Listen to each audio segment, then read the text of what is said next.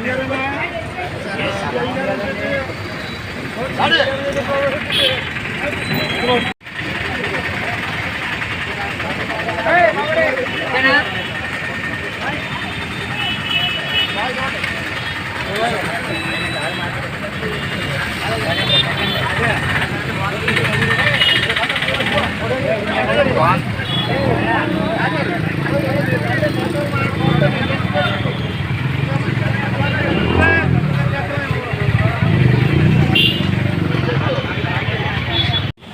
రోజు అనగా ఏప్రిల్ 5వ తారీఖుని బాబు జగన్మోహన్ 115 సందర్భంగా అలాగే గత 16 సంవత్సరాల నుంచి మంచి పెడతా ఉన్నామండి.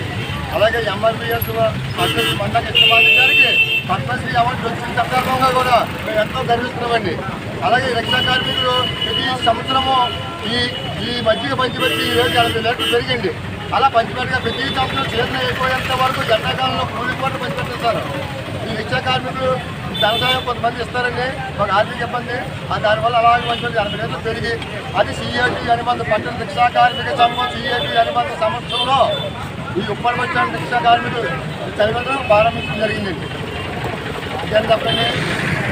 ఈరోజు బాబు జగజ్జీవనరావు 115వ జయంతి సందర్భంగా ఉప్పల్ బస్ స్టాండ్లో సిఐటి ఆధ్వర్యంలో రిక్షా కార్మిక సంఘం ఒక మజ్జిగ పంపిణీ వేసవిలో కార్యక్రమం చేపట్టడం జరిగింది.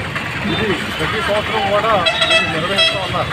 వీళ్ళని అభినందించదగ్గ విషయం ముఖ్యంగా ఏంటంటే ఈ రోజున భారతదేశంలో బాబు జగజ్జీవనరావు అంటే చాలామందికి తెలియదు.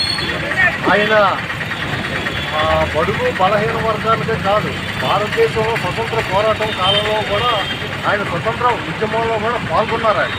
అలాగే అప్పటి కాంగ్రెస్ గవర్నమెంట్లో కూడా అనేక పదవులు అంటే కేంద్ర మినిస్టర్ తపాలా శాఖ కానీ వాణిజ్య కానీ ఏదన్నా సరే ఒక సుమారు 8-9 శాఖలు కేంద్ర మినిస్టర్గా కూడా పదవి బాధ్యతలు చేపట్టారు. అంతేకాకుండా సుమారు 30 సంవత్సరాల పాటు కేంద్ర మినిస్టర్గా కూడా జగజ్జీవనరావు కొనసాగారు.